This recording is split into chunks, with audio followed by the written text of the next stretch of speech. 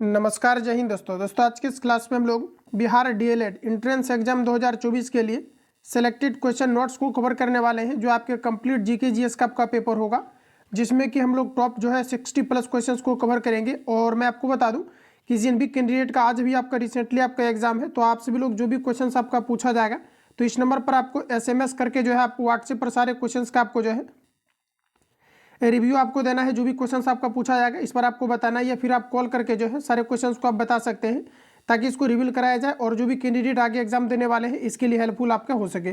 तो ये friends class को हम लोग कंटिन्यू करते हैं और चीज़ों को समझते हैं। तो दोस्तों आज का फर्स्ट क्वेश्चन हमारा कहा जा रहा है कि दीफू दर्रा कहाँ स्थित है, ये आपको ऊपर पूछा जा रहा है। बताइएगा आप लोग राइट आंसर क्या हो जाएगा। दिया गया हिमालय की पीर पंजार श्रेणी, अरुणाचल जो है हिमालय दिया गया है, दार्जिलिंग और सिक्किम हिमालय, कश्मीर या उत्तर जो है पश्चिमी हिमालय दिया गया है। तो देखिए एग्जैक्ट अगर आंसर की बात करेंगे कि दीफू दर्रा ये आपके कहाँ पर स्थित है, तो साथ ही याद रखेंगे दीफू दर्रा आपके अरुणाचल हिमालय में आपका स्थित है। ऑप्शन आपका बी करेक्ट हो जाएगा, ध्यान रखेंगे। इसके अलावा यहाँ से क्वेश्चन आपका पूछा जाता है, जैसे कि आपको पूछा जाता है कि बोमडीला दर्रा कहाँ पर है, तो ध्यान रखेंगे ये भी आपके जो है अरुणाचल प्रदेश के अंतर्गत आपका स्थित है। इसके अलावा फ्रेंड्स अगर हम बात करेंगे कि आपका जो है यांगयाप जो दर्रा है ये कहाँ पर है, तो ये भी आपके जो है हिमाचल प्रदेश के अंतर्गत आपका स्थित है। तो इन सभी अरुणाचल प्रदेश के अंतर्गत आपका स्थित है। तो इन सभी पॉइंट को यहाँ से आप सभी लोग याद रखेंगे। जबकि हम बात करेंगे हिमाचल प्रदेश का, तो ध्यान रखेंगे आप सभी लोग पूछा जाता है कि रोहतांग दर्रा कहाँ पर है। ध्यान रखेंगे रोहतांग अगर दर्रा के बारे में पूछा जाता है तो ये आपके हिमाचल प्रदेश के अंतर्गत आपका स्थित है। तो देखिए एक बार आप लोग रिपीट कर लीजिए, कन्फ्यूजन क्रिएट हो गया है। तो देखिए आपको ध्यान रखना है कि जो आपके बोमडीला दर्रा है ये कहाँ पर है, तो ये आपके अरुणाचल आपका जो है प्रदेश में आपका है बोमडीला दर्रा। जबकि बात करेंगे कि यांगयाप दर्रा कहाँ पर है, तो ये भी आपके अरुणाचल प्रदेश के अंतर्गत स्थित है। तो ऑप्शन आपका बी करेक्ट हो जाएगा, ध्यान रखेंगे। आगे बढ़ते हैं। अगला प्रश्न साथियों नेक्स्ट हमारा कहा जा रहा है कि भारत में सबसे लंबी बांध कौन सा है, ये आपको पूछा जा रहा है। बताइएगा आप लोग राइट आंसर क्या हो जाएगा। भारत में सबसे लंबी बांध कौन सी है, ये आपको ऊपर पूछा जा रहा है। भाखड़ा नंगल बांध, रिहंद बांध, हीराकुंड, नागार्जुन सागर बांध। तो देखिए भारत में सबसे लंबी बांध कौन सा है, तो हीराकुंड बांध हो जाएगा, जो कि ओडिशा नदी के जो है आपके जो आपको पूछा जाता है कि हीराकुंड परियोजना जो है किस नदी पर है, तो ये आपको साथ ही याद रखना हीराकुंड परियोजना महानदी पर स्थित है, जो कि आपके ओडिशा राज्य के अंतर्गत पड़ता है। तो ऑप्शन आपका सी करेक्ट हो जाएगा, जो कि भारत की सबसे लंबी बांध है। तो ऑप्शन आपका जो है सी करेक्ट हो जाएगा। अगला प्रश्न साथियों नेक्स्ट हमारा दिया गया है, कहा जा रहा है कि भारत की संसद में पहला लोकपाल विधेयक कब पेश किया गया था। देखिए भारत की संसद में पहला लोकपाल विधेयक जो पेश किया गया था ये आपका किया गया था 1968 में। ऑप्शन आपका जो है बी करेक्ट हो जाएगा। भारत में पहला लोकपाल विधेयक कब पेश किया गया था, तो 1968 में किया गया था। ऑप्शन फ्रेंड्स आपका बी करेक्ट हो जाएगा। अगला प्रश्न साथियों नेक्स्ट हमारा दिया गया है कि बिहार पंचायत राज अधिनियम 2006 की धारा कहा जा रहा है कि 90 की उपधारा 1 के अधीन कौन सी संख्या की स्थापना हुई है, ये आपको बार बताना है। देखिए इंपोर्टेंट रहेगा, कॉन्सेप्चुअल है, आपको क्लियर करना है। प्रश्न हमारा बिहार से रिलेटेड है इसलिए आपका इंपोर्टेंट हो जाता है, तो आप ध्यान रखेंगे। बिहार की पंचायत राज अधिनियम 2006 की धारा 90 की उपधारा 1 के अधीन कौन सी संख्या की स्थापना हुई थी, ये आपको बार बताना है। तो देखिए यहाँ पर हमारा राइट आंसर हो जाएगा ग्राम कचहरी की स्थापना हुआ था साथियों, सी आपका करेक्ट हो जाएगा। अब देखिए पंचायत जो है राज अधिनियम की चर्चा किया गया है, तो ध्यान रखेंगे पंचायती राज व्यवस्था को सर्वप्रथम 1992 में राजस्थान के नागौर जिला में जो है इसको लागू किया गया था, और पंचायती राज व्यवस्था को संवैधानिक स्वरूप 73वां संविधान संशोधन के फलस्वरूप आपका मिला था। पंचायती राज व्यवस्था राज्य सूची का विषय है, ये आपका त्रिस्तरीय होता है, ग्राम पंचायत, पंचायत समिति, जिला परिषद। तो इतने फैक्ट को याद रखेंगे, ऑप्शन हमारा सी करेक्ट हो जाएगा। अगला प्रश्न साथियों नेक्स्ट हमारा दिया गया है। अगला में साथियों कहा जा रहा है कि निम्नलिखित में से कौन एक पंचायतों से संबंधित नहीं है, ये आपको पर पूछा जा रहा है। और देखिए मैं आपको बता दूं कि बिहार पुलिस और बीएसएससी का एग्जाम आपका जो है डेट अपडेट आपका आ चुका है। ऑथेंटिक आपका डेट मेंशन नहीं किया गया है, लेकिन जो आपके बीएसएससी का एग्जाम आपका है ये आपका जो है चौथे मंथ में आपका कंडक्ट होगा, मतलब मात्र आपको 3 माह आपको इंतजार करना है। और बिहार पुलिस कांस्टेबल का एग्जाम डेट आपका जो है अप्रैल में ही आपका आ रहा है। इन सभी का आपका अपडेट आपका आ गया है, तो आप सभी लोग जो है बिहार पुलिस कांस्टेबल और बीएसएससी के लिए आप सभी लोग लग जाएं। और आप सभी लोगों को कमेंट करके बताना है कि नेक्स्ट आपका क्लास बिहार पुलिस बीएसएससी का शुरू किया जाए या फिर आपका बिहार बीएड का आपका किया जाए। तो देखिए बिहार पुलिस बीएसएससी का अगर करेंगे तो फिर आपका बिहार पुलिस और बीएसएससी आपका चलेगा, या फिर बीएड आपका अगर बीएड का अगर शुरू करेंगे तो फिर आपका बीएड आपका कंटिन्यू अभी आपका चलेगा। तो आप सभी लोगों को कमेंट करके बताना है कि किन चीज़ों का आपको क्लास चाहिए। तो फ्रेंड्स यहाँ पर हमारा प्रश्न में कहा जा रहा है कि निम्नलिखित में से कौन एक पंचायतों से संबंधित नहीं है, ये आपको पर पूछा जा रहा है। तो यहाँ पर देखिए हमारा ऑथेंटिक आंसर हो जाएगा संविधान 74वां संशोधन अधिनियम। चूंकि मैंने अभी जस्ट आपको बताया है कि 73वां संविधान संशोधन जो आपका है, इसी के कारण से पंचायती राज व्यवस्था को संवैधानिक स्वरूप मिला है। तो यहाँ पर आपको दिया गया है 74वां, इसलिए फ्रेंड्स हमारा गलत हो जाएगा। तो ये आपका ऑप्शन बी करेक्ट हो जाएगा, हमें गलत ही छांटना था। तो क्लियर है, ऑप्शन आपका बी करेक्ट हो जाएगा। तो इन सभी पॉइंट को याद रखेंगे। अगला क्वेश्चन कहा जा रहा है कि माउंट एवरेस्ट पर 2 बार चढ़ने वाली विश्व की पहली महिला कौन है, ये आपको नंबर बताना है। ऑप्शन सामने दिया गया है बछेंद्री पाल, दिया गया है मौली चौको, संतोष यादव, दिया गया है टेरेसा कीजल।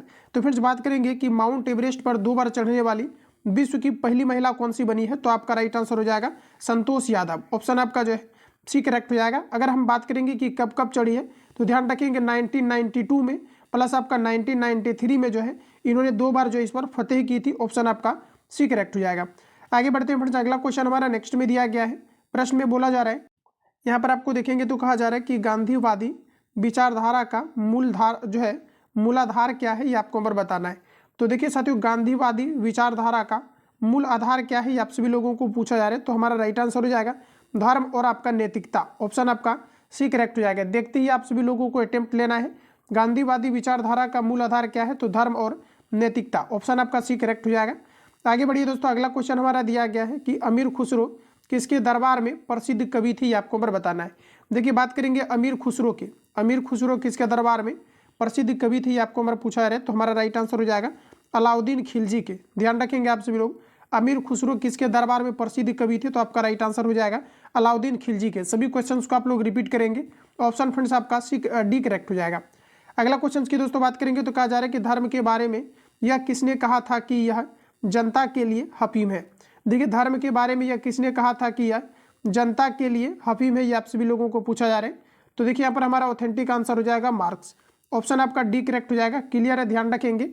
धर्म के बारे में यह किसने कहा था कि यह जनता के लिए हकीम है, तो ये मार्क्स ने कहा था। ऑप्शन आपका डी करेक्ट हो जाएगा। अगला प्रश्न दोस्तों नेक्स्ट हमारा दिया गया है, कहा जा रहा है कि पतंजलि इसके संकलन के लिए विख्यात है। देखिए बात करेंगे हम लोग पतंजलि के बारे में। बिल्कुल आप सभी लोगों ने इसको बना भी लिया होगा। योग सूत्र दिया गया है मालती माधव, ब्रह्म सूत्र दिया गया है, यजुर्वेद दिया गया है। देखिए पतंजलि जो है किसके लिए विख्यात है, ये आपको पूछा जा रहा है। तो यहाँ पर हमारा राइट आंसर हो जाएगा योग सूत्र के लिए। ऑप्शन आपका एक करेक्ट हो जाएगा। यजुर्वेद लगाएंगे तो फिर आपका गलत हो जाएगा। ध्यान रखेंगे पतंजलि जो है आपका किस योग सूत्र के लिए आपका जो है विख्यात है, तो ये आपका हो जाएगा योग सूत्र के लिए। ऑप्शन आपका एक करेक्ट हो जाएगा। अगला प्रश्न साथियों नेक्स्ट हमारा दिया गया है। प्रश्न में आप देखेंगे तो कहा जा रहा है कि रजत क्रांति संबंधित है, इंपोर्टेंट रहेगा एग्जाम के लिए। रजत क्रांति किससे संबंधित है, तो देखिए दोस्तों आपका राइट आंसर हो जाएगा दुग्ध उत्पादन से। रजत क्रांति साथियों कहा जा रहा है कि रजत क्रांति संबंधित है। तो देखिए रजत क्रांति जो आपका संबंधित हो जाएगा, ये फ्रेंड्स आपका अंडा उत्पादन से संबंधित हो जाएगा। ऑप्शन आपका डी करेक्ट हो जाएगा। ठीक है, ध्यान रखेंगे रजत क्रांति किससे संबंधित है, तो अंडा उत्पादन से है। जबकि साथियों हम बात करेंगे पीली क्रांति किससे संबंधित है, तो ये आपका जो है तिलहन उत्पादन से आपका संबंधित है, आपका पीली क्रांति। इसके अलावा देखिए आपको दिया गया अनाज उत्पादन दिया गया है। तो देखिए हरित क्रांति आपका अनाज उत्पादन से आपका संबंधित है। दुग्ध उत्पादन की फ्रेंड्स अगर हम बात करेंगे तो ये आपका श्वेत क्रांति जो है संबंधित है आपका दुग्ध उत्पादन से। तो प्रश्न आपके पूछे जाते हैं कि वर्गीस कुरियन ये किससे संबंधित है, तो ध्यान रखेंगे आप लोग, ये जो है आपका साथियों दुग्ध उत्पादन से ही संबंधित है, जिसे हम लोग कहते हैं श्वेत क्रांति। तो इन सभी फैक्ट को यहाँ पर याद रखेंगे। तो प्रश्न हमारा कि रजत क्रांति किससे संबंधित है, अंडा उत्पादन से संबंधित है आपका। ऑप्शन आपका डी करेक्ट हो जाएगा। क्लियर है सारी चीज़ें आपका। आगे बढ़िए, अगला क्वेश्चन हमारा दिया गया है, कहा जा रहा है कि पोवा रिजर्व फॉरेस्ट किस राज्य में स्थित है। देखिए पोवा रिजर्व फॉरेस्ट किस राज्य में स्थित है, ये आपको नंबर बताना है। तो ये आपके असम के अंतर्गत है। ऑप्शन आपका डी राइट हो जाएगा। साथियों बात करेंगे हम लोग चाय उत्पादन में, तो ध्यान रखेंगे चाय उत्पादन में अग्रणी राज्य आपका जो है असम है। जबकि हम बात करेंगे कि जो आपके चाय का जन्मभूमि माना जाता है, ये भी आपके असम को आपके माने जाते हैं। तो ध्यान रखेंगे आप सभी लोग। और यहाँ से देखिए एक आपको क्वेश्चन आपका पूछा जाता है कि पोवा रिजर्व जो है ये कहाँ पर है, तो यही क्वेश्चन आपका पूछा गया है पोवा रिजर्व। तो आपका कहाँ पर हो जाएगा, असम में आपका हो जाएगा। ध्यान रखेंगे। आगे बढ़ते हैं, अगला क्वेश्चन हमारा नेक्स्ट में दिया गया है। प्रश्न साथियों नेक्स्ट में हमारा कहा जा रहा है कि भारत का मानक समय रेखा किस जिले से गुजरती है, ये आपको नंबर बताना है। देखिए भारत का मानक समय रेखा किस जिले से होकर गुजरती है, ये आपको नंबर पूछा है। देखिए अगर कर्क रेखा अगर पूछा जाता है तो ये टोटल आपके जो है 8 राज्यों से होकर के आपके गुजरती है। जबकि प्रश्न में देखेंगे तो कहा जा रहा है कि मानक रेखा किन राज्यों से होकर के गुजरती है, तो फ्रेंड्स आपका राइट आंसर हो जाएगा मिर्जापुर से होकर के जो है, किस जिले से, तो फ्रेंड्स आपका राइट आंसर हो जाएगा मिर्जापुर जिले से होकर के जो है आपकी गुजरती है। क्लियर है आपकी चीज़ें। आगे बढ़ते हैं हम लोग। अगला प्रश्न साथियों नेक्स्ट हमारा दिया गया है, कहा जा रहा है कि हम्पी का खुला संग्रहालय किस राज्य में है। हम्पी का खुला संग्रहालय किस राज्य में है ये आपको नंबर बताना है। तो देखिए हमारा राइट आंसर हो जाएगा कर्नाटक में। साथियों याद रखेंगे आप सभी लोग, कॉफ़ी का जो सबसे अधिक उत्पादन किया जाता है ये आपके कर्नाटक राज्य के अंतर्गत ही आपका किया जाता है। और भारत में उगाए जाने वाले जो कॉफ़ी है ये आपके अरेबिका है। ध्यान रखेंगे, ऑप्शन हमारा ए करेक्ट हो जाएगा। अगला प्रश्न साथियों नेक्स्ट हमारा दिया गया है। प्रश्न में आप देखेंगे तो कहा जा रहा है कि भाभा परमाणु कहा जा रहा है कि रिसर्च सेंटर कहाँ है। देखिए BARC के बारे में आपको बताना है, जिसे हम लोग कहते हैं Bhabha atomic research centre.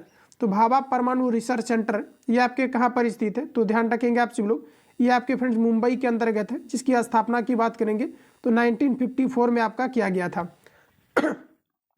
Important है, याद रखेंगे आप सभी लोग। भाभा परमाणु रिसर्च सेंटर कहाँ पर है, तो ये आपका जो है मुंबई में है। जबकि फ्रेंड्स बात करेंगे इसकी स्थापना का तो 1950 जो है 4 में इसको एस्टेब्लिश किया गया था। ऑप्शन आपका डी करेक्ट हो जाएगा। आगे बढ़ते हैं। अगला क्वेश्चन हमारा नेक्स्ट में दिया गया है, भारत में जूट सबसे अधिक कहाँ होती है। भारत में जूट सबसे अधिक कहाँ पर होती है ये आपको नंबर पूछा जा रहा है। महाराष्ट्र में, कर्नाटक में, बंगाल के डेल्टा क्षेत्र में, आंध्र प्रदेश में। देखिए भारत में जूट का सबसे ज़्यादा जो उत्पादन किया जाता है बंगाल के डेल्टा क्षेत्र में किया जाता है। ऑप्शन आपका सी करेक्ट हो जाएगा। वही साथियों अगर हम बात करेंगे चावल का उत्पादन भारत के अंतर्गत किस राज्य में सबसे अधिकतम किया जाता है, तो ये भी आपका जो है बंगाल के अंतर्गत आपका किया जाता है। ऑप्शन आपका सी करेक्ट हो जाएगा। आगे बढ़ते हैं। अगला क्वेश्चन हमारा दिया गया है, प्रश्न में फ्रेंड्स कहा जा रहा है कि नीलगिरी के पहाड़ी क्षेत्रों में किसकी खेती की जाती है। इंपॉर्टेंट रहेगा एग्जाम के लिए। नीलगिरी की पहाड़ी क्षेत्रों में किसकी खेती की जाती है। नारियल, रबड़, कॉफ़ी, इलायची। बताइए आप लोग राइट आंसर क्या होगा। तो देखिए हमारा करेक्ट आंसर हो जाएगा कॉफ़ी का उत्पादन किया जाता है। नीलगिरी के पहाड़ी क्षेत्रों में किसकी खेती की जाती है, तो ये कॉफ़ी की खेती की जाती है। ऑप्शन आपका सी करेक्ट हो जाएगा। अगला की बात करेंगे तो कहा जा रहा है कि निम्नलिखित में से कौन सुमेलित नहीं है, ये आपको नंबर बताना है। शास्त्रीय भाषा मान्यता प्राप्त वर्षी। अच्छा देखेंगे आप तो दिया गया आपको संस्कृत दिया गया है। संस्कृत को कब जो है शास्त्रीय भाषा के रूप में मान्यता मिला है, तो साथियों आप देखेंगे तो 2005 में मिला है। कब मिला है आपका, 2005 में मिला है, लेकिन यहाँ पर आपको दिया गया 2004, इसलिए हमारा यही आपका गलत दिया गया है। तो ऑप्शन आपका जो है ये आपका करेक्ट हो जाएगा। बाकी कन्नड़ की बात करेंगे तो 2000 आपका 8 में मिला है, जबकि मलयालम की बात करेंगे 2000 आपका 13 में मिला है। ओडिशा की बात करेंगे ओडिया तो ये आपके 2000 आपके 40 में इन सभी को जो है शास्त्रीय भाषा का मान्यता मिला है। जबकि संस्कृत की फ्रेंड्स बात किया जाए तो ये आपके 2005 में मिला है। तो ऑप्शन आपका ये करेक्ट हो जाएगा, जो कि गलत दिया गया है। अब देखिए 2005 से रिलेटेड आपको याद रखना है, सूचना का अधिकार अधिनियम को कब सुप्रीम कोर्ट के द्वारा पारित किया गया है, तो 2005 में किया गया। तो इतने पॉइंट को यहाँ से याद रखेंगे। अगला प्रश्न साथियों नेक्स्ट हमारा दिया गया है, कहा जा रहा है कि यूएनए सुरक्षा परिषद में कितने अस्थायी सदस्य हैं, ये आपको पर पूछा जा रहा है। एग्जाम के लिए इंपोर्टेंट है ये क्वेश्चन आपका, याद रखिएगा आप सभी लोग। कहा जा रहा है कि यूएनए यूनाइटेड नेशन ऑर्गेनाइजेशन, कहा जा रहा है कि यूएन यानी कि यूनाइटेड नेशन, कहा जा रहा है कि सुरक्षा परिषद में कितने अस्थायी सदस्य, ये आपको पर पूछा रहे। देखिए अगर हम बात करेंगे अस्थायी का तो टोटल आपका 5 सदस्य, जबकि वो अस्थायी की दोस्तों बात करेंगे तो ये आपका टोटल 10 सदस्य आपका है। तो पूछा जा रहा है कि अस्थायी कितने हैं, तो आपका राइट आंसर हो जाएगा 5 आपके जो है अस्थायी सदस्य। तो ऑप्शन आपका यहाँ पर जो है ये आपका करेक्ट हो जाएगा। ध्यान रखेंगे आप सभी लोग। आगे बढ़ते हैं। अगला क्वेश्चन हमारा नेक्स्ट में दिया गया है, प्रश्न में आपको बोला जा रहा है कि एशियन डेवलपमेंट बैंक का मुख्यालय कहाँ स्थित है। Manila, Mumbai, Tokyo, Bangkok. Asian development bank का मुख्यालय कहाँ पर स्थित है, ये आपको बताना है। तो साथ ही याद रखेंगे ये आपके मनीला के अंतर्गत है। एशियन डेवलपमेंट बैंक का मुख्यालय कहाँ पर है, ये हमारे मनीला के अंतर्गत है। ये आपका करेक्ट हो जाएगा। अगला प्रश्न में साथियों दिया गया है, कहा जा रहा है कि भारत की खोज पुस्तक, कहा जा रहा है कि अहमदनगर किला जेल में, कहा जा रहा है कि कारावास के दौरान लिखी गई थी। भारत की खोज के लेखक कौन थे, ये आपको नंबर बताना है। देखेंगे तो प्रश्न में आपको कहा जा रहा है कि भारत की खोज पुस्तक अहमदनगर किला जेल में कारावास के दौरान लिखी गई थी। भारत की खोज के लेखक कौन थे, ये आप सभी लोगों को बताना है। तो आपका राइट आंसर हो जाएगा स्वामी विवेकानंद। ऑप्शन आपका ये आपका जो है करेक्ट हो जाएगा। ध्यान रखेंगे यहाँ पर अगर देखेंगे साथियों तो कहा जा रहा है आपका भारत की खोज के लेखक कौन है, ये आपको नंबर पूछा रहा है। तो देखिए यहाँ पर हमारा जो राइट आंसर आपका हो जाएगा ऑप्शन आपका डी करेक्ट होगा। ठीक है, ध्यान रखेंगे ऑप्शन डी करेक्ट हो जाएगा। जवाहरलाल नेहरू यहाँ पर आपका साथियों ऑथेंटिक आंसर होगा। आगे बढ़ते हैं, अगला क्वेश्चन हमारा नेक्स्ट में दिया गया है, कहा जा रहा है कि राशियों की कुल संख्या ज्योतिषीय क्षेत्र में क्या है। देखिए राशियों की कुल संख्या कितनी है ये आपको बताना है, तो टोटल आपका 12 हो जाएगा, ऑप्शन आपका बी करेक्ट हो जाएगा। ठीक है, ध्यान रखेंगे आप सभी लोग। अगर इसको आप सभी लोग जानना चाहते हैं तो जैसे कि आपका सूर्य है, इसके चूंकि आपके दूरी के अकॉर्डिंग इसको जो है आपका मतलब व्यवस्थित आपका किया जाता है, तो डायरेक्ट आप याद रखिए कि राशियों की टोटल आपकी संख्या कितनी है, तो आपका राइट आंसर हो जाएगा 12। राशियों की टोटल संख्या कितनी है 12, जबकि नक्षत्र की साथियों बात करेंगे कि नक्षत्र की टोटल संख्या कितनी है, तो ये आपका हो जाएगा 27। तो ध्यान रखिएगा नक्षत्र की टोटल संख्या आपका 27 हो जाएगा, जबकि हम बात करेंगे राशियों की टोटल संख्या कितनी है, तो आपका 12 हो जाएगा, ऑप्शन बी करेक्ट हो जाएगा। आगे बढ़ते हैं, अगला क्वेश्चन हमारा नेक्स्ट में दिया गया है। साथियों प्रश्न में आपको कहा जा रहा है कि कौन सा, कहा जा रहा है कि रिटायर्ड ICS अधिकारी भारतीय राष्ट्रीय कांग्रेस के 1885 में गठन में शामिल रहा है, ये आपको पर बताना है। तो सबसे पहले आप लोग समझिए कि भारतीय राष्ट्रीय कांग्रेस का जो गठन हुआ है 1885 में हुआ है, जो कि आपका A.O. ह्यूम की अध्यक्षता में किया गया है। तो प्रश्न में कहा जा रहा है कि उस समय इसमें जो है कौन थे जो कि इसमें शामिल थे, तो ये आपका राइट आंसर हो जाएगा A.O. ह्यूम, ऑप्शन आपका डी करेक्ट हो जाएगा। ये क्वेश्चन आपका कई बार रिपीट किया गया है, तो आप सभी लोग इसको ध्यान रखेंगे। जबकि बात करेंगे भारतीय राष्ट्रीय कांग्रेस का पहला अधिवेशन फ्रेंड्स आपका कहाँ पर हुआ था, तो ये आपका मुंबई में आपका हुआ था, ध्यान रखेंगे कहाँ पर हुआ था, तो ये आपका मुंबई में हुआ था, ऑप्शन आपका डी करेक्ट हो जाएगा। अगला क्वेश्चन की बात कर ले तो कहा जा रहा है कि जो है आपका तसम, कहा जा रहा है कि तसम उपन्यास के लेखक कौन है, बताइए आप लोग राइट आंसर क्या हो जाएगा। तसम उपन्यास के लेखक कौन है ये आपको हमारा पूछा है, तो ये हमारा राइट आंसर हो जाएगा बलराज साहनी। जो है तसम उपन्यास के लेखक कौन है, तो बलराज साहनी है, ऑप्शन आपका बी करेक्ट हो जाएगा। अगला क्वेश्चन है साथियों नेक्स्ट हमारा दिया गया है कि भारतीय आज़ादी के समय इंग्लैंड के प्रधानमंत्री कौन थे, बताइए आप लोग राइट आंसर क्या हो जाएगा। भारतीय आज़ादी के समय इंग्लैंड के प्रधानमंत्री कौन थे, ये आप सभी लोगों को बताना है, तो ये आपका राइट आंसर हो जाएगा क्लीमेट एटली। ध्यान रखेंगे भारतीय आज़ादी के समय इंग्लैंड के प्रधानमंत्री कौन थे, तो क्लीमेट एटली थे, सी हमारा करेक्ट हो जाएगा। अगला क्वेश्चन है साथियों नेक्स्ट आपको दिया गया है कि महात्मा गांधी और बाबा साहेब आम्बेडकर के बीच पुनः संधि कब की गई थी, बताइए आप लोग राइट आंसर क्या हो जाएगा। ये भी क्वेश्चन आप देखेंगे तो एग्जाम के लिए काफ़ी ज़्यादा इंपॉर्टेंट आपका है। तो महात्मा गांधी बाबा साहेब अम्बेडकर के पुनः संधि कब की गई थी आपको हमारा बताना है, तो ये आपका राइट आंसर हो जाएगा 1932 में किया गया था, ऑप्शन आपका बी करेक्ट हो जाएगा, जो कि आपके द्वितीय गोलमेज सम्मेलन के तहत किया गया था, तृतीय गोलमेज सम्मेलन के तहत किया गया था, ऑप्शन बी करेक्ट हो जाएगा। अगला प्रश्न की साथियों बात करेंगे तो कहा जा रहा है कि सिंह का संरक्षण होता है। देखिए सिंह का संरक्षण ये किस पार्क में आपका होता है, काजीरंगा नेशनल पार्क में दिया गया है, मानस नेशनल पार्क दिया गया है, कॉर्बेट नेशनल पार्क, गिर नेशनल पार्क। तो देखिए सिंह का संरक्षण ये जो है किस जो है पार्क में आपका होता है, तो आपका राइट आंसर हो जाएगा गिर नेशनल पार्क, ऑप्शन आपका डी साथियों करेक्ट हो जाएगा, ध्यान रखेंगे। अच्छा फ्रेंड्स बात करेंगे गिर नेशनल पार्क ये कहाँ पर आपका है, तो गुजरात में है, ध्यान रखेंगे आप सभी लोग। जबकि हम बात करेंगे मानस जो आपको दिया गया है नेशनल पार्क ये कहाँ पर है, तो ये आपके जो है असम में आपका है, ध्यान रखेंगे आप सभी लोग। मानस जो है राष्ट्रीय पार्क कहाँ पर है, तो ये आपके जो है असम के अंतर्गत आपका है। जबकि काजीरंगा नेशनल पार्क की बात करेंगे तो ये भी आपका जो है असम के अंतर्गत आपका है। जिम कॉर्बेट नेशनल पार्क ये आपका जो है उत्तराखंड के अंतर्गत आपका स्थित है, इतने पॉइंट को याद रखेंगे। जबकि फ्रेंड्स बात करेंगे जिम कॉर्बेट नेशनल पार्क की जो है ये भारत का आपका पहला राष्ट्रीय उद्यान है। इसकी स्थापना की बात करेंगे तो 1936 में जिम कॉर्बेट नेशनल पार्क की स्थापना किया गया था। तो यहाँ से आप सभी लोग ध्यान रखेंगे जिम कॉर्बेट नेशनल पार्क की स्थापना कब किया गया था, तो 1936 में किया गया था, और ये भारत का पहला राष्ट्रीय उद्यान है, इसलिए यहाँ से क्वेश्चन आपका रिपीट किया जाता है। और ये कहाँ पर है, तो आपके उत्तराखंड के अंतर्गत स्थित है। तो इतने पॉइंट को यहाँ से क्लियर रखेंगे। अगला प्रश्न साथियों नेक्स्ट हमारा दिया गया है, प्रसिद्ध पेंटर राजा रवि वर्मा किस रियासत से जुड़े थे। देखिए कहा जा रहा है कि प्रसिद्ध पेंटर राजा रवि वर्मा किस रियासत से जुड़े हैं, ये आपको हमें बताना है। तो आपका राइट आंसर हो जाएगा त्रावणकोर से जुड़ा है, बी हमारा जो है करेक्ट हो जाएगा। अगला की दोस्तों बात करेंगे तो नेक्स्ट में हमारा कहा जा रहा है कि बिहार में बहने वाली नदियों में किसका उद्गम अमरकंटक में है। देखिए बिहार में बहने वाली नदियों में किसका उद्गम अमरकंटक से होती है, कोयल, सोन, पुनपुन, कारो। बताइए आप लोग राइट आंसर क्या हो जाएगा।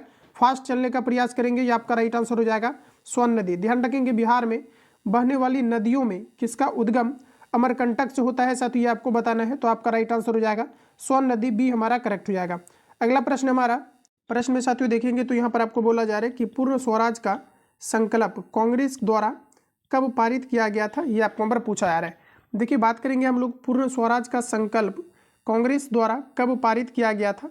तो देखिए पूर्ण स्वराज का संकल्प 31 दिसंबर 1929 को लाहौर में जो है पारित किया गया था। ध्यान रखेंगे पूर्ण स्वराज का संकल्प कांग्रेस द्वारा कब पारित किया गया था? तो 31 दिसंबर 1929 को लाहौर में किया गया था। बी हमारा करेक्ट हो जाएगा। अगला की साथियों हम बात कर ले तो कहा जा रहा है कि मार्को पोलो दिया गया है 1292 से 1294 के मध्य डैश से भारत आया था। देखिए मार्को पोलो की अगर हम बात करेंगे ये कहाँ से भारत आया था, तो आप सभी लोग याद रखना है वेनिस से आया था। कहाँ से आया था? तो वेनिस से। डी हमारा साथियों करेक्ट हो जाएगा। क्लियर है? इन सभी क्वेश्चंस को आप सभी लोग प्रिपेयर रखिए बेहतरीन तरीका से। अगला प्रश्न के साथियों बात करेंगे तो कहा जा रहा है कि भारत के संविधान के अनुच्छेद 243 ख के अधीन कौन कहा जा रहा है कि स्वासी संस्था की स्थापना की गई है? देखिए 243 यानी आर्टिकल हम बात करेंगे 243 ख के अंतर्गत किसकी स्थापना की गई है ये आपको नंबर बताना है। तो आपका राइट आंसर हो जाएगा पंचायत की स्थापना किया गया है। ऑप्शन आपका ए करेक्ट हो जाएगा, जो कि 73वां संविधान संशोधन के तहत 1992 में लागू किया गया था। आगे बढ़ते हैं। अगला क्वेश्चन हमारा दिया गया है साथियों, प्रश्न में कहा जा रहा है कि सिरपुर में किस राजवंश के शासनकाल में रानी कहा जा रहा है कि वास्टा ने ईंटों से एक मंदिर का निर्माण कराया था? बताइएगा राइट आंसर क्या होगा। ऑप्शन आपके सामने दिया गया है। तो फ्रेंड्स यहाँ पर हमारा राइट आंसर हो जाएगा पांडु वंश का जो है स्थापना कराया था। तो आपका यहाँ पर जो है सी आपका करेक्ट हो जाएगा। आगे बढ़ते हैं। अगला क्वेश्चन अगला क्वेश्चन है साथियों नेक्स्ट हमारा दिया गया है कि प्रसिद्ध तवांग मठ निम्नलिखित में से किस राज्य में अवस्थित है? ये आपको नंबर बताना है। तो देखिए प्रसिद्ध तवांग मठ निम्नलिखित में से किस राज्य में अवस्थित है ये आप सभी लोगों को बताना है। तो देखिए यहाँ पर हमारा जो ऑथेंटिक आंसर हो जाएगा अरुणाचल प्रदेश आपका साथियों करेक्ट हो जाएगा। ध्यान रखेंगे। जबकि दोस्तों बात करेंगे 2011 जनगणना के अकॉर्डिंग, ध्यान रखेंगे आप सभी लोग 2011 जनगणना के अकॉर्डिंग बात करेंगे सबसे कम जनसंख्या कहाँ का आता है? तो ये आपका हो जाएगा अरुणाचल प्रदेश। ध्यान रखेंगे सबसे अधिक अगर जनसंख्या घनत्व की बात करेंगे तो ये अपना जो है आपका बिहार हो जाएगा। ध्यान रखेंगे प्रति व्यक्ति आय की भी बात करेंगे तो ये बिहार का सबसे कम है। साक्षरता दर की भी बात करेंगे तो बिहार की साक्षरता दर सबसे कम है प्रति व्यक्ति आय को लेकर के। तो इतने पॉइंट को यहाँ से आप सभी लोग क्लियर रखेंगे। अगला प्रश्न साथियों नेक्स्ट हमारा कहा जा रहा है कि प्राथमिक विपणन समिति किस कार्य को नहीं करती है? ये आपको नंबर बताना है। तो देखिए प्राथमिक विपणन समिति किस कार्य को नहीं करती है ये आप सभी लोगों को बताना है। तो प्राथमिक विपणन समिति जो आपका होता है समर्थन मूल्य का निर्धारण जो है नहीं करता है। ऑप्शन आपका जो है सी आपका करेक्ट हो जाएगा। अगला क्वेश्चन है साथियों नेक्स्ट हमारा दिया गया है मशहूर नाइफ जूते और कपड़े भारत सहित अनेक देशों में पहने जाते हैं। शब्द कहा जा रहा है कि नाइक का अर्थ क्या है ये आप सभी लोगों को बताना है।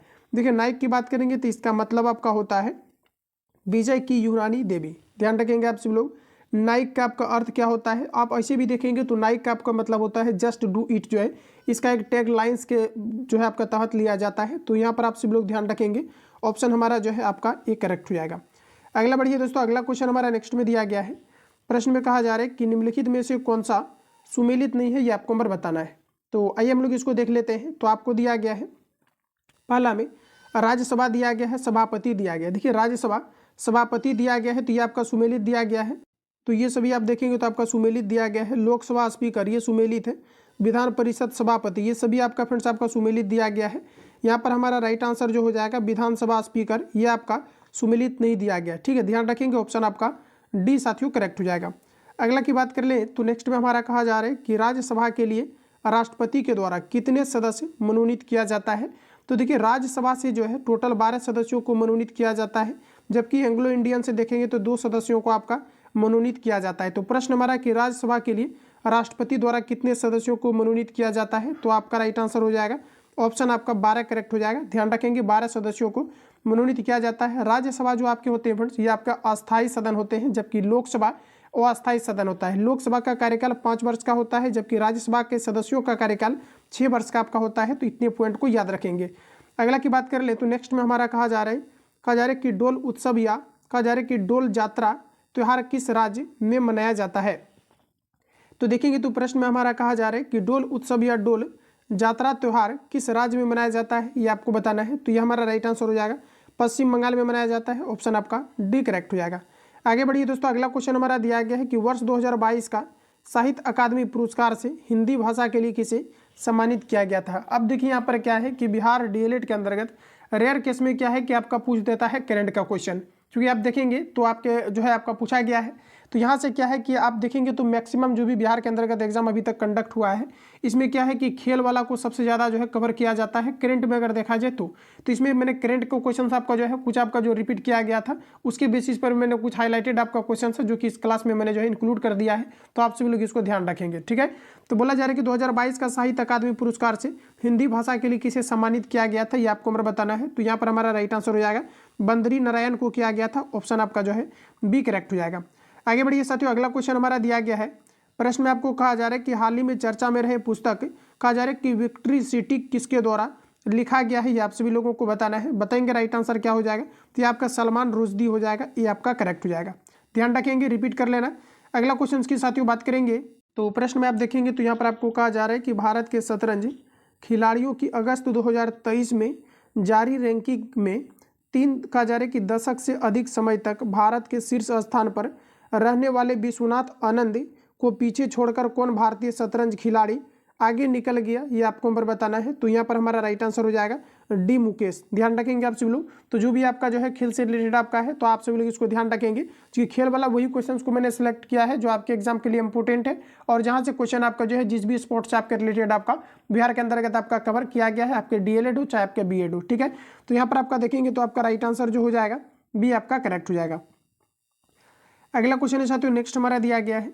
प्रश्न में आप देखेंगे तो कहा जा रहा है कि 12 और जो है 12-19 सितंबर 2023 में ब्राजील के रियो डी जेनेरियो में आयोजित ISSF विश्व कप टूर्नामेंट में भारत के किस खिलाड़ी ने स्वर्ण पदक जीता है। तो यहाँ पर आप देखेंगे तो आपका राइट आंसर हो जाएगा ये जो है इनला वेनिल आपका हो जाएगा वाला रिवान। ठीक है, ऑप्शन आपका जो है बी करेक्ट हो जाएगा। ध्यान रखेंगे, तो यहाँ पर आपका बी आपका करेक्ट हो जाएगा। क्लियर है आपका।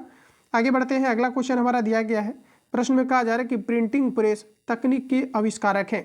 प्रिंटिंग प्रेस तकनीक के आविष्कारक कौन है, तो ये आपका राइट आंसर हो जाएगा गुटेनबर्ग। ये भी आपके लिए इंपॉर्टेंट रहेगा, ध्यान रखेंगे। प्रिंटिंग प्रेस तकनीक के आविष्कारक कौन है, तो आपका राइट आंसर हो जाएगा गुटेनबर्ग, ऑप्शन आपका डी करेक्ट हो जाएगा।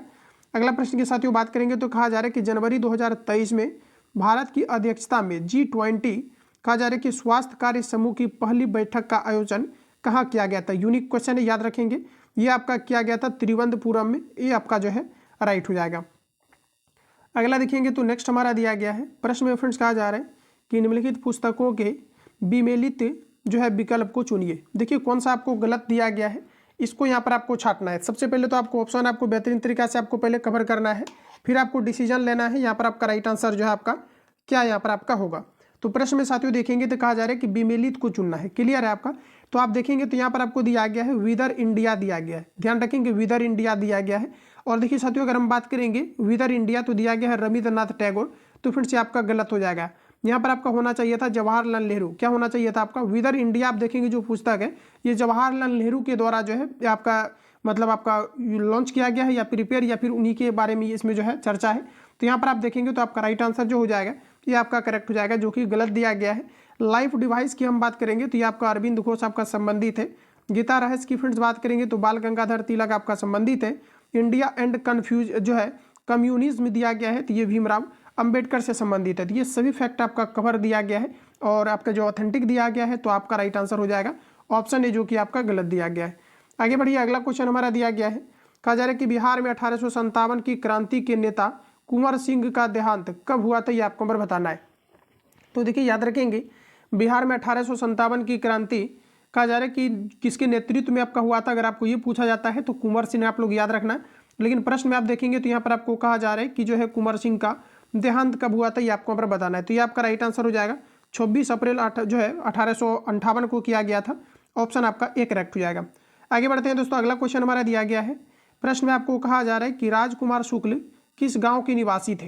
देखिए राजकुमार शुक्ल किस गांव के निवासी थे, तो आपका राइट आंसर हो जाएगा मुरली भरहवा के जो है निवासी थे, ऑप्शन आपका सी करेक्ट हो जाएगा। राजकुमार शुक्ल कहाँ के निवासी थे, तो मुरली भरहवा के जो है निवासी थे, ऑप्शन आपका सी करेक्ट हो जाएगा।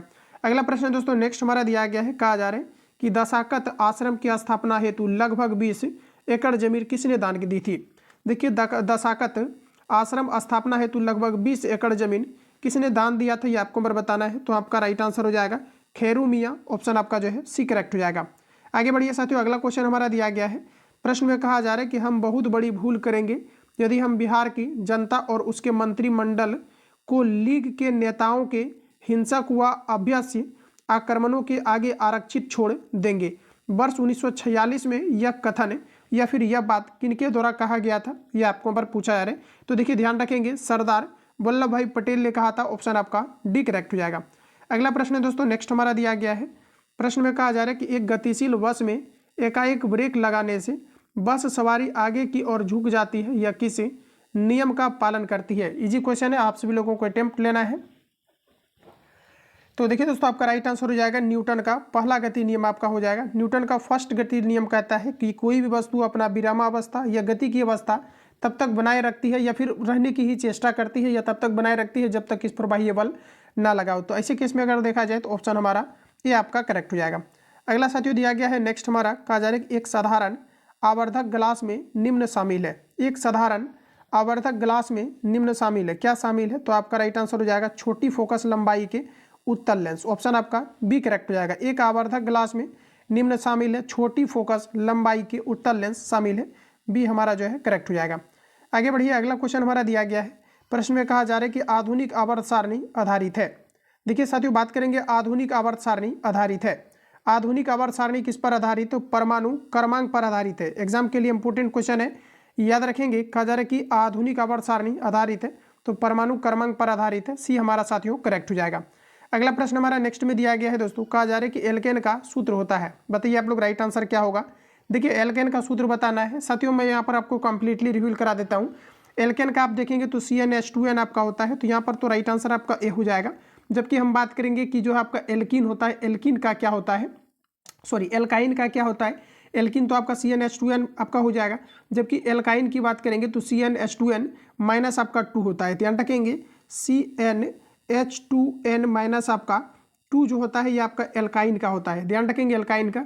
जबकि एल्किल की बात करेंगे कि एल्किल का सूत्र क्या होता है, तो ध्यान रखेंगे एल्किल जो आपका होता है CnH2n प्लस आपका 1 होता है। ध्यान रखेंगे क्या होता है एल्किल का, तो CnH2n और आपका प्लस 1 आपका ये एल्किल का है, ये आपका एल्काइन है, ये आपका एल्कीन है। ऑप्शन आपका जो है ये आपका करेक्ट हो जाएगा। आगे बढ़ते हैं, अगला क्वेश्चन हमारा दिया गया है। प्रश्न फिर से कहा जा रहा है कि संभारिक परमाणुओं में, संभारिक संभारिक कहने का मतलब है कि इसमें जो भार होगा आपका, जैसे सपोज कीजिए कि क्लोरीन आपका दिया गया है, Cl दिया गया है, ऊपर में आपका 35 है, और कोई अगर सेम आपका जो है चीज़ आपका है जिसमें कि ऊपर भी 35 है, जिसे हम लोग संभारिक कहेंगे, नहीं तो हम जो है इसे क्या कहते हैं, समस्थानिक कहते हैं। तो प्रश्न में कहा जा रहा है कि संभारिक परमाणुओं में क्या होता है, ये आपको पूछा है। तो संभारिक की फ्रेंड्स बात करेंगे तो न्यूक्लियनों की संख्या आपका जो है समान होती है। 10 में से को ऑप्शन हमारा जो है आपका सी करेक्ट हो जाएगा। न्यूक्लियन की संख्या वहीं पर समान होता है जहाँ पर कि भार आपके समान होते हैं, जिसे हम लोग द्रव्यमान संख्या के नाम से जानते हैं। अगला प्रश्न दोस्तों, कहा जा रहा है कि जल की कठोरता किसकी उपस्थिति के कारण होती है? जल की कठोरता किसकी उपस्थिति के कारण होती है? दिया गया है मैग्नीशियम कार्बोनेट, विरंजक चूर्ण, सोडियम, इनमें से कोई नहीं। बताइए आप लोग राइट आंसर क्या होगा? जल की कठोरता किसकी उपस्थिति के कारण से होती है, ये आपको अगर पूछा जा रहा है तो ये हमारा राइट आंसर हो जाएगा मैग्नीशियम कार्बोनेट की उपस्थिति के कारण से जल की अस्थायी कठोरता होती है। ठीक है, ऑप्शन आपका जो है ये आपका करेक्ट हो जाएगा। अगला प्रश्न साथियों नेक्स्ट हमारा दिया गया है। प्रश्न में कहा जा रहा है कि ल्यूमेन किसका मात्रक है, ये आपको बार बताना है। देखिए ल्यूमेन की साथियों बात करेंगे तो ल्यूमेन जो होता है आपका ज्योति तीव्रता का एसआई मात्रक क्या है आपका, ल्यूमेन है। ज्योति तीव्रता का एसआई मात्रक क्या है आपका, ल्यूमेन है। डायरेक्ट याद रखिए आप सभी लोग। आगे बढ़ते हैं फ्रेंड्स, अगला क्वेश्चन हमारा दिया गया है। प्रश्न में आपको कहा जा रहा है कि वायुमंडल में नाइट्रोजन गैस की प्रतिशत कितनी होती है। आप साथियों देखेंगे तो मैंने आपको कवर भी कराया है कि नाइट्रोजन 78% आपका होता है, जबकि ऑक्सीजन की बात करेंगे तो ये आपका जो है 21% आपका होता है। वही कार्बन डाइऑक्साइड की बात करेंगे तो ये आपका 0.0 आपका 3% आपका होता है। तो नाइट्रोजन आपका 78%, ऑप्शन आपका डी करेक्ट हो जाएगा। अगला प्रश्न साथियों नेक्स्ट हमारा दिया गया है। प्रश्न में आपको कहा जा रहा है कि सूर्य के प्रकाश में किस रंग का परिकिरणन सबसे अधिक होता है, ये आपको बार बताना है। देखिए सबसे अधिक परिकिरणन किसका होता है, तो आप देखेंगे तो आपका राइट आंसर हो जाएगा बैगनी प्रकाश का परिकिरणन अधिक होता है, जबकि सबसे अधिक तरंग दैर्घ्य की बात करेंगे तो आपका लाल हो जाएगा। तो यहाँ पर देखेंगे तो सूर्य के प्रकाश में किस रंग का परिकिरणन सबसे अधिक होता है, तो बैगनी आपका यहाँ पर करेक्ट आंसर हो जाएगा। अगला प्रश्न दोस्तों, कहा जा रहा है कि एल्यूमिनियम सल्फेट का प्रयोग किया जाता है। देखिए एल्यूमिनियम सल्फेट का प्रयोग किया जाता है, बताइए आप लोग राइट आंसर क्या हो जाएगा। एल्यूमिनियम सल्फेट का प्रयोग किया जाता है आग को बुझाने के लिए। ध्यान रखेंगे एल्यूमिनियम सल्फेट का प्रयोग किस रूप में, सॉरी यहाँ पर देखेंगे तो प्रश्न हमारा दिया गया है कि एल्यूमिनियम सल्फेट का प्रयोग जो है किस रूप में आपका किया जाता है। तो देखिए साथियों, इसका जो है दोनों रूप में किया जाता है। कपड़ों की छपाई के लिए भी जो है आपका एल्यूमिनियम सल्फेट का प्रयोग किया जाता है, प्लस आपका आग बुझाने के लिए भी किया जाता है। तो यहाँ पर अगर आप देखेंगे तो यहाँ पर आपका दोनों ऑप्शन आपका करेक्ट होगा, ए भी आपका करेक्ट होगा। एल्यूमिनियम सल्फेट का प्रयोग किया जाता है तो कपड़ों की छपाई में, प्लस आप देखेंगे तो आग को बुझाने के लिए भी प्रयोग किया जाता है। इस प्रकार से ऑप्शन सी हमारा करेक्ट हो जाएगा। ये दोनों में जो है आपका एल्यूमिनियम सल्फेट का आपका प्रयोग किया जाता है। साथ ही याद रखेंगे एल्यूमिनियम का जो आपका प्रमुख अयस्क होता है बॉक्साइट कोरंडम क्रायोलाइट होता है, जिससे कि निष्कर्षण की बात करेंगे एल्यूमिनियम का तो बॉक्साइट अयस्क से किया जाता है। तो इतने पॉइंट को यहाँ से आप सभी लोग ध्यान रखेंगे। ऑप्शन हमारा साथियों आपका सी करेक्ट हो जाएगा। तो फ्रेंड्स आज के सेशन में हम लोग 60 क्वेश्चंस को ही कवर करने वाले हैं, जो एग्जाम पॉइंट ऑफ व्यू से आपका इंपॉर्टेंट है और आपके लेवल का क्वेश्चन था। आप सभी लोगों को इसको प्रिपेयर कर लेना है, रिवीजन कर लेना है। बाकी किसी प्रकार का डाउट या संशय हो तो कमेंट बॉक्स में अपना फीडबैक देंगे। बाकी आप सभी लोगों को कमेंट करके बताना है नेक्स्ट आपका क्लास बिहार बीएड का शुरू किया जाए या फिर आपका जो है बिहार बीएड एंट्रेंस का शुरू किया जाए या फिर आपका बिहार पुलिस कांस्टेबल और प्लस आपके जो है बीएसएससी का शुरू किया जाए। तो कमेंट बॉक्स में आप सभी लोग अपना फीडबैक देंगे। बाकी मिलते हैं नेक्स्ट क्लास में। जो लोग चैनल पर पहली बार विजिट किए हैं चैनल को सब्सक्राइब करके बेल आइकन को प्रेस कर लेना, क्योंकि जब भी क्लास अपलोड हो नोटिफिकेशन आपको टाइम टू टाइम मिलते रहे। मिलते हैं नेक्स्ट क्लास में, तब तक के लिए जय हिंद, बेस्ट ऑफ लक।